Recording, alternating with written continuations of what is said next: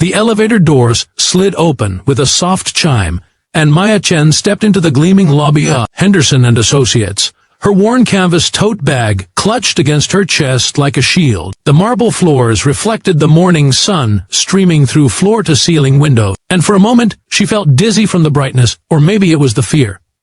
This was her 9th interview in 3 weeks. The previous 8 had all ended the same way, polite smiles that didn't reach the eyes, promises to be in touch, and then silence. Maya had learned to read the exact moment when an interviewer's expression shifted, when they noticed the fraying hem of her blazer or the scuffed shoes she'd polished 3 times that morning. That moment, when she transformed from promising candidate to not quite what we're looking for. She checked in at the reception desk, where a woman with perfect nails and a Chanel suit barely glanced up before pointing toward a row of leather chairs. Maya sat down carefully, conscious of every movement, every sound. Around her, other candidates waited with expensive briefcases and design watches that probably cost more than 6 months of her rent. She pressed her palms against her skirt, willing them to stop sweating. Maya had grown up in a 2-bedroom apartment that housed 6 people. Her parents had immigrated with nothing but hope and determination, working multiple jobs to keep food on the table. While her high school classmates worried about SAT prep courses, college tours, Maya had worked evening shifts at a convenience store, studied by the harsh fluorescent lights during slow hours, and taught herself coding from library books and free online resources. She'd earned a full scholarship to community college, then transferred to State University, graduating with honors while working 30 hours a week, but none of that seemed to matter. In interview after interview, she'd watch doors close when she couldn't name-drop the right connections or summer internships in Europe.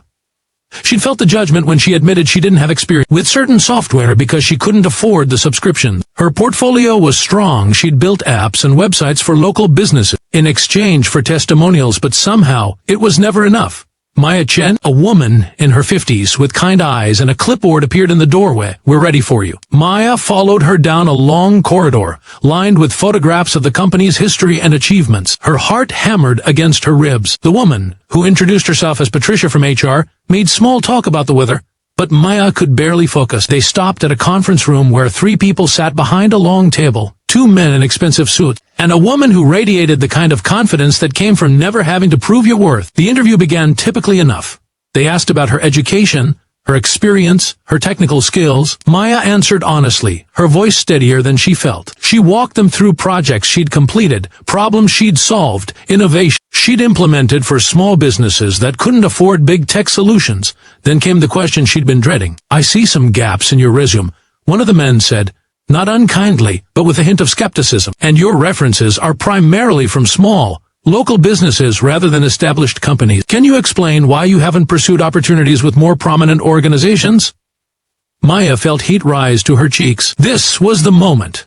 The moment where she could either shrink or stand tall. "I pursued every opportunity I could find," she said quietly. "But many doors are closed before you even get to knock. When you don't have the right last name or the right zip code. I couldn't afford unpaid internships at prestigious companies because I needed to pay rent and help my family. I couldn't take courses on expensive software platforms, so I learned through free resources and taught myself by breaking down problems and rebuilding solutions from scratch. The businesses I worked with were small, yes, but their challenges were real. Their budgets were tight, and I had to be creative and efficient.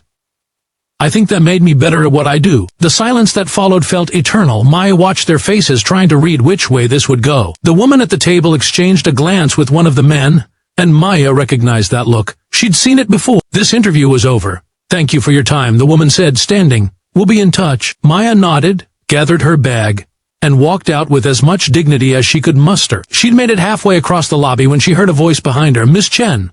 "Wait, please." She turned to find a man in his early 40s striding toward her. Unlike the others, his suit was slightly rumpled, his tie loosened, and his eyes held an intensity that made her straighten her spine. She recognized him from the photos in the hallway. James Henderson, the CEO and founder of the company. "I heard part of your interview," he said without preamble. "Come with me." Confused and wary, Maya followed him back through the building, but this time they headed in a different direction, toward the executive offices.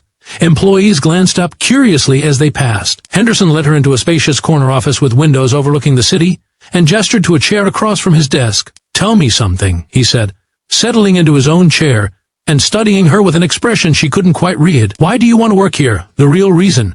Maya hesitated, then decided she had nothing left to lose.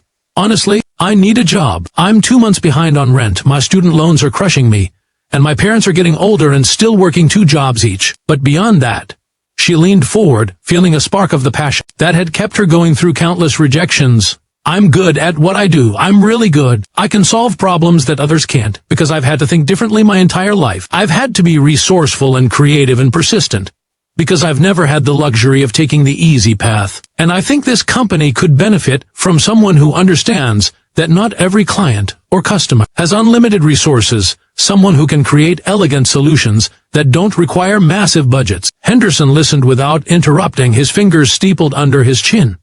When she finished, he was quiet for a long moment. I grew up in a trailer park in rural Montana, he said finally. My father left when I was 6, and my mother worked as a waitress. I wore the same pair of shoes for 2 years, even after they got too small because we couldn't afford new ones. I got into college on scholarship, worked as a janitor to pay for food, and started the company in a garage with money I borrowed from everyone who would listen to my pitch.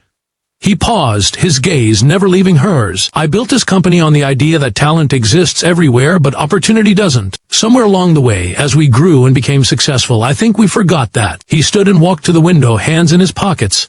I sat in on part of your interview through the video feed, not because I was specifically monitoring it, but because I tried to observe our hiring process randomly to keep us honest. And I watched 3 people with expensive educations and comfortable lives dismiss someone with real talent because she didn't fit their image of what success looks like.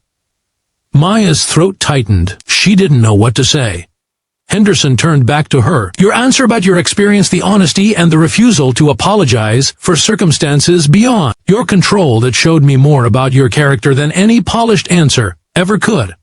I looked up your portfolio while you were walking out. Your work is exceptional.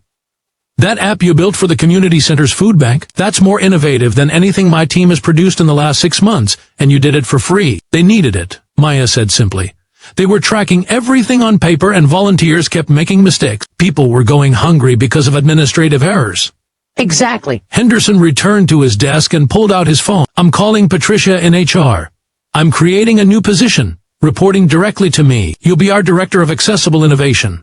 Your job will be to lead a team in developing solutions for clients and communities that have been underserved by the tech industry. You'll also work with me to overhaul our hiring practices and create internship and mentorship programs for talented people from non-traditional backgrounds. Maya stared at him, certain she'd misheard. I'm sorry, what? I'm offering you a job.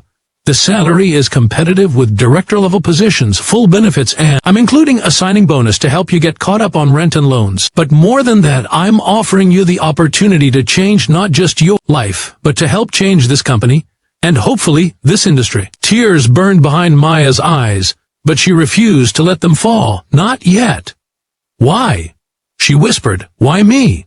Why now? Henderson's expression softened. Because 25 years ago, someone gave me a chance when everyone else saw a poor kid with no connections and no pedigree. A woman named Margaret Santos hired me as a programmer when I had nothing but raw skill and determination. She saw my worth when no one else would. She passed away 2 years ago, and before she died, she told me to never forget where I came from. Lately, I have been forgetting, but watching you walk out of that interview, seeing the resignation on your face, resignation that I recognized because I'd worn it myself, once reminded me of what really matters. Extended his hand across the desk. So, Ms. Chen, what do you say? Are you ready to prove to this company and this industry that worth isn't measured by zip codes or bank accounts? Maya stood on shaky legs and gripped his hand. Yes, she said, her voice cracking slightly. Yes, I am. The next 6 months transformed Maya's life in ways she'd never imagined possible. The signing bonus allowed her to pay off her back rent and help her parents retire from one of their jobs each. She threw herself into her new role with fierce dedication, assembling a team of talented individuals from diverse backgrounds who'd also been overlooked by traditional tech companies. Together, they developed a suite of affordable software solutions for schools in low-income areas, healthcare clinics, serving immigrant communities, and small businesses struggling to compete in an increasingly digital marketplace. Maya's team worked differently than others at the company. They spent time in the community they served, understanding real needs rather than imposing solutions from above. The programs they created weren't just successful, they were revolutionary. An inventory management system for food banks reduced waste by 40%. An app connecting day laborers with employers in a safe, reliable way provided economic stability for thousands of workers. Educational software designed for students without home internet access bridged critical gaps in learning. But Maya's impact went beyond the products her team created. Working with Henderson, she completely reimagined the company's approach to recruitment. They partnered with community colleges and state universities, creating paid internships and apprenticeships. They eliminated degree requirements for positions where they weren't truly necessary, focusing instead on demonstrable skills and potential. They started hosting skills showcases in community centers across the city, where anyone could present their work and compete for positions based solely on merit. The changes didn't come without resistance. Some longtime employees grumbled about lowering standards. Some managers pushed back against hiring people who didn't fit traditional molds. But Henderson stood firm, with Maya at his side. And gradually, the culture began to shift. One afternoon, Maya was working late when Patricia from HR knocked on her office door. Behind her stood a young man, perhaps 19, with nervous eyes and clothes that had seen better days. "Maya, this is Marcus. He's here for the apprenticeship program interview tomorrow. But he's from 3 hours away. And his car broke down halfway here. He's been sleeping in his car. I thought maybe you could talk to him. Let him know the interview will still happen tomorrow, and we're putting him up in a hotel tonight." Maya looked at Marcus and saw herself reflected back: the fear, the desperation, the bone-deep exhaustion of trying to prove your worth when the world keeps telling you you're not enough. "Come in," she said gently. "Tell me about yourself." Marcus sat on the edge of the chair, his story tumbling out. He taught himself coding while working at a gas station, using the free Wi-Fi from the MC Donald's next door. He'd applied to 37 companies and received 37 rejections. He'd spent his last $200 on gas to get here, hoping this would be different.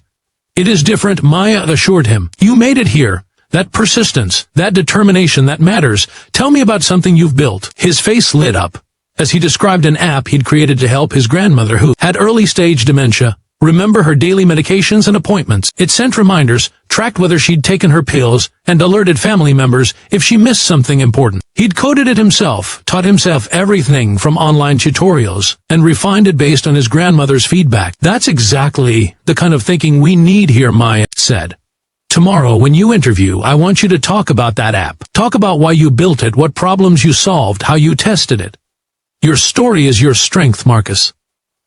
Don't hide it." He left with hope in his eyes, and Maya felt a profound sense of purpose. This was why Henderson had taken a chance on her, not just to help herself, but to help others like her, to change the system that had rejected them all. The following year, at the company's annual meeting, Henderson stood before hundreds of employees and stakeholders to discuss the impact of their new initiatives. Maya sat in the front row, watching as he presented the data. Revenue was up 30%, employee satisfaction had soared, client retention had improved dramatically, and they'd been recognized as one of the most innovative companies in the region. "But the numbers don't tell the real story," Henderson said, his voice carrying through the auditorium. "The real story is about the 67 people we've hired through our new programs who would have been overlooked by traditional recruiting. It's about the communities we've served who finally have access to technology designed for their actual needs. It's about the culture we've built where worth is measured by contribution, creativity, and character, not pedigree." He gestured to Maya. "A year ago, I watched a brilliant young woman walk out of an interview where she'd been dismissed for all the wrong reasons. I hired her because I recognized something in her that I'd once seen in myself: raw talent, unshakable determination, and a perspective forged by adversity that our comfortable industry desperately needed." Maya Chen has not only exceeded every expectation, but has fundamentally changed how this company operates and what we stand for. And she represents what's possible when we look for worth in places we've been ignoring.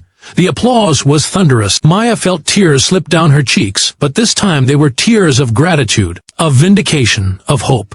After the meeting, as people congratulated her and shared their own story of rejection and redemption, Maya's phone rang. It was her mother. "We watched online," her mother said, her voice thick with emotion. "Your father and we always knew you were special. We always knew you would do something important. I love you, Mom," Maya said. "Everything I am, I owe to you and Dad. You taught me that being poor doesn't mean being worthless. You showed me that dignity and worth come from within." That evening, Maya stood in her new apartment, a modest but comfortable space she'd earned through her own merit, and reflected on the journey that passed her worn clothes and humble